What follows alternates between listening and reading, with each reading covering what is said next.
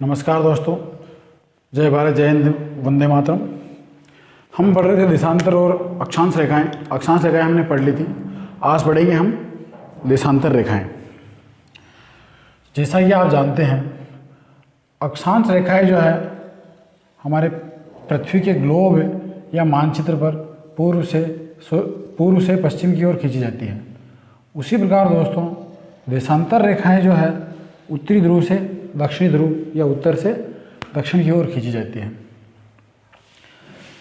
ये आपका 90 डिग्री उत्तरी अक्षांश, उत्तरी ध्रुव। ये आपका 90 डिग्री दक्षिणी ध्रुव। ठीक है, ये आपकी ग्रीनविच रेखा, ये आपकी 0 डिग्री विषुवत रेखा, जिसे हम भूमध्य रेखा भी कहते हैं। देशांतर रेखाएं जो है उत्तर से दक्षिण की ओर खींची जाती है। दूसरी इंपॉर्टेंट बात, इन रेखाओं के मध्य सभी जगह पर दूरी समान नहीं होती है। जैसे अगर उत्तर की ओर जाएंगे हम तो देशांतर रेखाओं की दूरी कम होती जाएगी, भूमध्य रेखा पर अधिकतम और वापस दक्षिण की ओर कम। ध्रुवों पर इनके मध्य की दूरी सबसे कम होती है और दोनों ध्रुवों पर ये रेखाएं आपस में मिलती है। दूसरी चीज, विषुवत रेखा पर इन रेखाओं की अधिकतम दूरी होती है और वो होती है 111.32 किलोमीटर। दो देशांतरों के मध्य विषुवत रेखा पर 111.32 किलोमीटर की दूरी होती है। तीसरी इंपॉर्टेंट चीज, 0 डिग्री देशांतर रेखा, 0 डिग्री, ये इसे कहते हैं दोस्तों 0 डिग्री देशांतर। इससे दाहिनी ओर होता है पूर्वी देशांतर, पूर्वी देशांतर, और इससे बाईं ओर होता है पश्चिमी देशांतर, पश्चिमी देशांतर। अगला, इनकी संख्या 360 होती है। 0 से 179 इधर और 0 से 179 डिग्री इधर, बीच में एक होती है उस तरफ 180 डिग्री जो कि कॉमन होती है। इस प्रकार 0 को मिलाकर सभी देशांतर रेखाओं की संख्या जो है 360 होती है। सबसे इंपॉर्टेंट रेखा होती है 0 डिग्री ग्रीनविच रेखा, जो ब्रिटेन के ग्रीनविच शहर से होकर गुजरती है। इससे समय का निर्धारण होता है। 0 डिग्री पर को अंतर्राष्ट्रीय मानक समय निर्धारण रेखा माना गया है। इसी प्रकार इसके जस्ट ऑपोजिट 180 डिग्री देशांतर जो अपना है उसको जो है मानक तिथि रेखा माना गया है। मतलब 180 देशांतर जो रेखा है अपनी, 180 डिग्री देशांतर रेखा जो है उससे तिथि का निर्धारण किया जाता है। अगली बात, दो देशांतरों को पार करने में सूर्य को 4 मिनट का समय लगता है। मतलब पृथ्वी जो अपने अक्ष पे घूमती है उसे एक देशांतर से दूसरे देशांतर तक सूर्य के सामने घूमने में 4 मिनट का समय लगता है। इस प्रकार पृथ्वी अपना एक पूरा चक्कर यानी 360 डिग्री देशांतर घूमने में 24 घंटे का समय लेती है। इससे ये सिद्ध होता है कि अगर ग्रीनविच रेखा से पूर्व की ओर जाएंगे तो समय बढ़ता जाएगा, ग्रीनविच से पश्चिम की ओर जाएंगे तो समय घटता जाएगा। चलिए इसे विस्तार से अपन देखते हैं। सबसे पहले लिखते हैं यहाँ देशांतर रेखा या देशांतर। देशांतर किसे कहते हैं? उत्तरी ध्रुव से को दक्षिणी ध्रुव से मिलाने वाली या उत्तर से दक्षिण की ओर खींची जाने वाली रेखाओं, काल्पनिक रेखाओं को देशांतर कहा जाता है। ठीक है, उत्तर से दक्षिण होती है एक तो, ठीक है। अगली विशेषता की बात किया जाए दोस्तों तो इनको ये कहा जा सकता है कि केंद्रीय मध्यांतर रेखा से किसी स्थान की कोणात्मक दूरी देशांतर कहलाती है। केंद्रीय मध्यांतर रेखा से किसी स्थान की कोणात्मक दूरी जो है देशांतर कहलाती है। उत्तरी ध्रुव को दक्षिण ध्रुव से मिलाती है। ये सभी रेखाएं अर्धवृत्त होती है। ध्यान रखिए आप, अक्षांश रेखाएं एक पूरा वृत्त बनाती हैं, लेकिन देशांतर रेखाएं अर्धवृत्त होती हैं। देशांतर अर्धवृत्त होती हैं।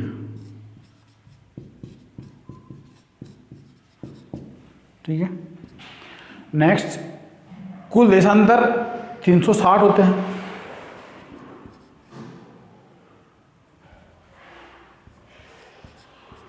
कुल देशांतर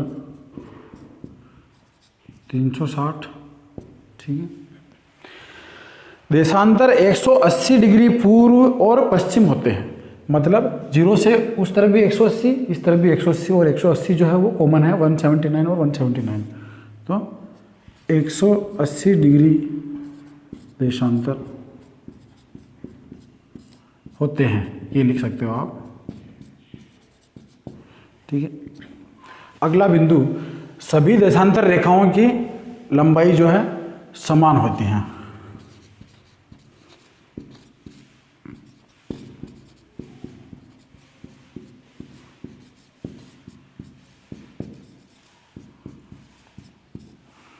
समान होती हैं।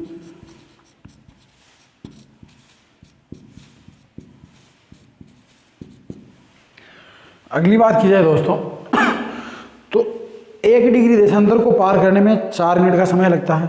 इसका मतलब क्या हुआ कि 1 डिग्री 4 देशांतर को, 1 डिग्री जो है 4 मिनट को प्रदर्शित करता है। 1 डिग्री देशांतर 4 मिनट को प्रदर्शित करता है, प्रदर्शित करता है। अगली विशेषता की अगर दोस्तों बात की जाए तो विषुवत रेखा से उत्तर या दक्षिण की ओर जाने पर इनके मध्य की दूरी कम होती जाती है। विषुवत रेखा से उत्तर या दक्षिण की ओर जाने पर इनके मध्य की दूरी जो है वो कम होती जाती है। तो इसका मतलब क्या हुआ, सर्वाधिक दूरी विषुवत पर होती है। तो सर्वाधिक दूरी विषुवत पर व न्यूनतम ध्रुवों पर।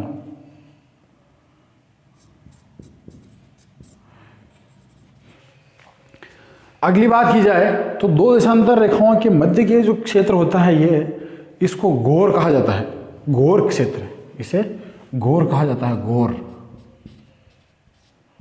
गोर क्षेत्र कहा जाता है। आगे बात की जाए तो विषुवत रेखा पर दो देशांतर के मध्य की जो अधिकतम दूरी है वो होती है 111.32 किलोमीटर। विषुवत रेखा पर इनके मध्य की दूरी है ये कितनी होती है, 111.32 किलोमीटर।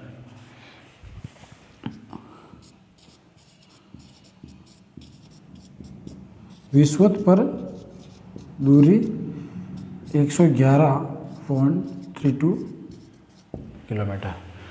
अगली बात की जाए दोस्तों तो इनका उपयोग क्या है, स्थिति और समय निर्धारण में इनका उपयोग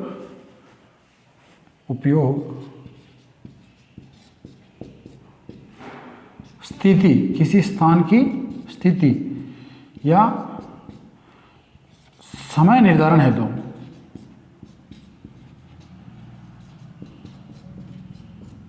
इनका उपयोग किया जाता है। अब हम देखते हैं कुछ इम्पोर्टेंट जो देशांतर रेखाएं हैं उनको लेते हैं। सबसे पहले लेते हैं दोस्तों अपन ग्रीनविच रेखा। 0 डिग्री अक्षांश, 0 डिग्री देशांतर रेखा जो है उसको ग्रीनविच रेखा कहा जाता है। कहाँ से गुजरती है ये, ग्रेट ब्रिटेन, यूरोप में ग्रेट ब्रिटेन से, फ्रांस से और स्पेन से, अफ्रीका में अल्जीरिया, फासो, घाना और माली, इन देशों से ये गुजरती है। तो लेते हैं ग्रीनविच रेखा।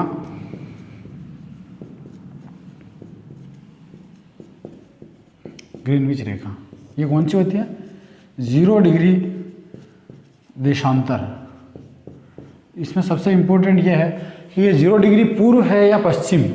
ये न तो पूर्व है और न पश्चिम है दोस्तों। 0 डिग्री है, इसके दाहिनी ओर पूर्व, इसके लेफ्ट पश्चिम होता है। ठीक है, कहाँ से गुजरती है? यूरोप और अफ्रीका से।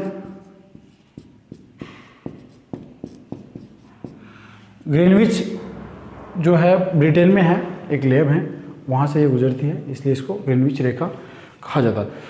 इसे केंद्रीय मध्यमान रेखा या प्रधान याम्योत्तर रेखा भी कहते हैं। प्रधान याम्योत्तर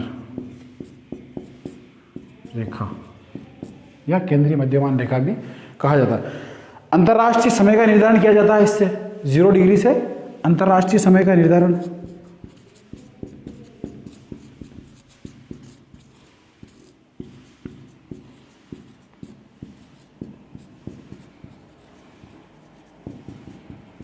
ठीक है, अगली इसकी बात की जाए दोस्तों, तो ये अंतर्राष्ट्रीय समय का निर्धारण कर दिया। अब आप बताइए भारत का मानक समय किससे निर्धारित होता है? भारत का मानक समय जो है 82.5 डिग्री। भारत का मानक समय 82.5 डिग्री देशांतर से निर्धारित होता है। इसका मतलब यह होता है कि 1 डिग्री 4 मिनट को प्रदर्शित करता है, तो 82.5 डिग्री जो है 5.5 घंटों को प्रदर्शित करती है। इसलिए भारत का समय ग्रीनविच से 5.5 घंटा आगे होता है। भारत में सूर्योदय के 5.5 घंटे बाद ग्रीनविच पर सूर्योदय होता है। ये थी अपनी ग्रीनविच रेखा। दूसरी रेखा लेते हैं हम, अंतर्राष्ट्रीय तिथि रेखा। समय का निर्धारण तो 0 डिग्री अक्षांश रेखा कर रही है। अब समय का निर्धारण तिथि का निर्धारण किससे होगा?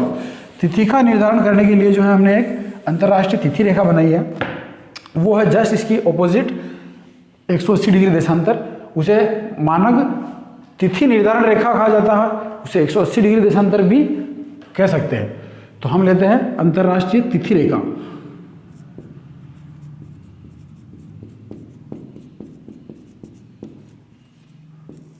तिथि रेखा कहा जाता है इसको। ठीक है, ये कौन सी होती है? 180 डिग्री देशांतर। अब इसको पूर्व कहूँ या पश्चिम, ये भी वही वाली बात 0 वाली, ये पूर्व और पश्चिम दोनों कॉमन है, जिस प्रकार से 0 कॉमन है। अगली बात इसकी दोस्तों की जाए तो ये प्रशांत महासागर के जलीय भाग से गुजरती है।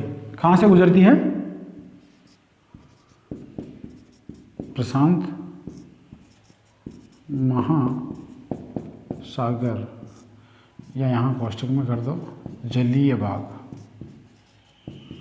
महासागर तो जलीय है, लेकिन ये इसलिए मेंशन किया है क्योंकि ये कहीं से भी स्थल से नहीं गुजरती है, इसको जल से ही निकाला गया, महासागर से गुजरती है। ऐसा क्यों है जी? 180 डिग्री देशांतर रेखा को पश्चिम से पूर्व पार करने पर एक दिन कम हो जाता है। क्या होता है? पश्चिम से पूर्व की ओर पार करने पर एक दिन कम होता है। वहीं इसे अगर पूर्व से पश्चिम की ओर पार किया जाए, पूर्व से पश्चिम की ओर, तो क्या होगा? एक दिन बढ़ जाएगा, बढ़ता है। अगली विशेषता की बात की जाए दोस्तों, तो तिथि की विसंगतियों से बचने के लिए इस रेखा को जो है जलीय भाग में 8 स्थानों से मोड़ा गया। कितने स्थानों से? इसे 8 स्थानों से मोड़ा गया है। कारण तिथि की विसंगति से बचने के लिए।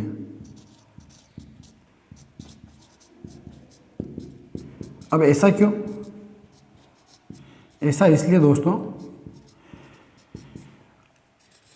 अगर इसको सीधी की सीधी निकालते हैं और मान लो ये किसी महाद्वीप से होकर गुजरती या किसी देश से होकर गुजरती, तो एक ही देश में पूर्व और पश्चिम के तिथि में अंतर होता, इसलिए इसको सिर्फ प्रशांत महासागर के जलीय भाग से गुजारा है, तो इससे गुजारने के लिए इसको जो है 8 जगह से मोड़ना पड़ा। तो ये थी दोस्तों अपनी देशांतर रेखाएं, अक्षांश रेखाएं हम पहले ले चुके। हमने इसके अंदर उन महत्वपूर्ण बिंदुओं पर विचार किया है जो आज तक एग्जाम में पूछे गए या पूछे जाने वाले हैं। आशा करता हूँ आपको ये टॉपिक पसंद आया होगा।